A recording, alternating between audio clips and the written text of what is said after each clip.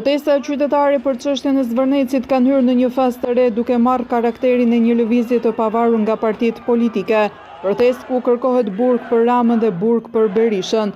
Qytetarët kanë organizuar 4 protesta radhazi para kryeministrisë, ndërsa sot në orën 18:00 është paralajmëruar protesta e 5. Ndryshe nga tubimet e para të cilat u zhvilluan në mënyrë të qetë dhe pa incidente, protesta e 4 u shoqërua me tensione mes protestuesve dhe forcave të policisë. Përplasja nisi pas vendosjes së një kordoni policor dhe gardeve metalike pranë urës së lanës, të cilët më pas u hoqën nga protestuesit. Policia përdori ujë me piper për shpërndarjen e turmës, pavarësisht pranisë së një numri të konsiderueshëm fëmijësh në tubim.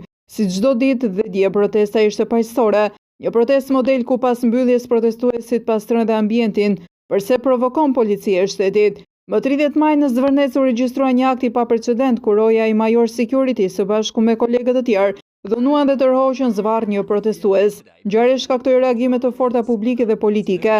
Kryeministri Edi Rama dënoi episodin dhe përgëzoi drejtorin e përgjithshëm të policisë Skënder Hita për masat e marra ndaj drejtuesve vendor të policisë në Vlorë. Megjithatë, protestuesit ngren pikpyetje mbi rolin e vetë policisë së shtetit gjatë protestave të fundit në Tiranë, duke kërkuar përgjegjësi edhe për urdhrat operacional që çuan dje në përshkallëzimin e situatës. Në terren, duke drejtuar policinë, ishte drejtori Skënder Hita, i cili justifikoi dhunën e policisë me ndeshjen e futbollit Shqipëri-Izrael, që nuk kishte lidhje me protestën para kryeministrisë. Përdorimi i mjeteve të forcës dhe justifikimet e dhëna nga drejtuesit e policisë kanë hapur debat publik mbi forcën e reagimit shtetëror.